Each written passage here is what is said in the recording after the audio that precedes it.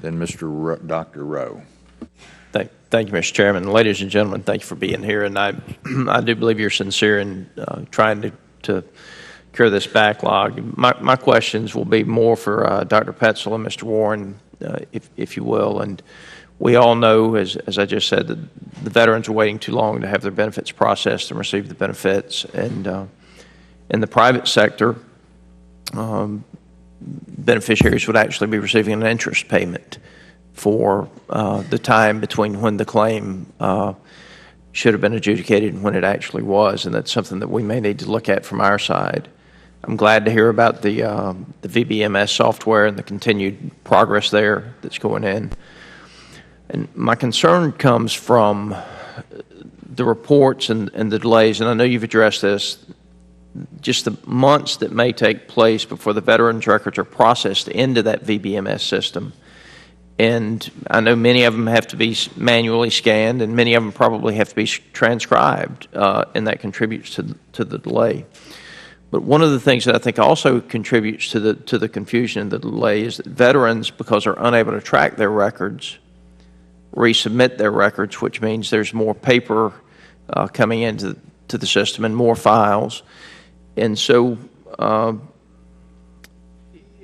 what's being done to speed up that, or at the least track the records? And I think if there was a tracking system so that the veterans could go online and see that all of the paperwork had been received and that their claim was in process and where it was in line and being processed, that may resolve some of that. And if you'd speak to that, I'd appreciate it. Yes, Congressman, I'll answer that question.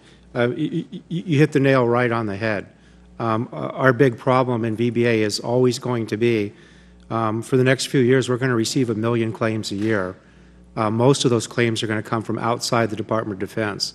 The Department of Defense claims that we're going to get from service members that are leaving active Guard and Reserve, we'll have the electronic personnel, dental, and medical records, so we'll be able to do exactly what you say. For all the other veterans that send us in the paper and multiple copies of the paper, we're still going to have to take those records, ingest them through some scanning system that we have in place, and put them into VBMS. Right now, as I stated before, we're only at 20% done with that right now. We still have 80% to go, and it's probably going to take us about a year to get the ones that we have in. Meantime, 1 million new ones are going to come in the same status. So it's a never-ending problem. It's always going to be there. One of the future things that we have in VBMS is if you go into My eBenefits right now and you file a claim, you can see when your claim is filed, but what you can't see is, have we received your records, what's the status of your claim? Future upgrades of VBMS, I think it's December 6.0, will allow the veteran to see when the claim arrived, what the status of their claim is. And the VBMS software has built into it right now for the scanning. If you scan a document in a medical record, and then 6 months later you send us the same medical record, the system will identify there's a duplicate of that record because it's a semi-intelligent system, and will prevent that new record from going in.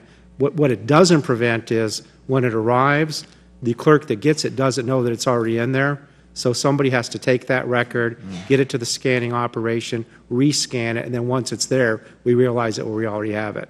It'll prevent having extra records, but we don't know how to prevent the work in the first place, other than to notify the veterans, please go online, My eBenefits, register, look. You'll see that we did get your file. You will be able to actually go online and look at your file.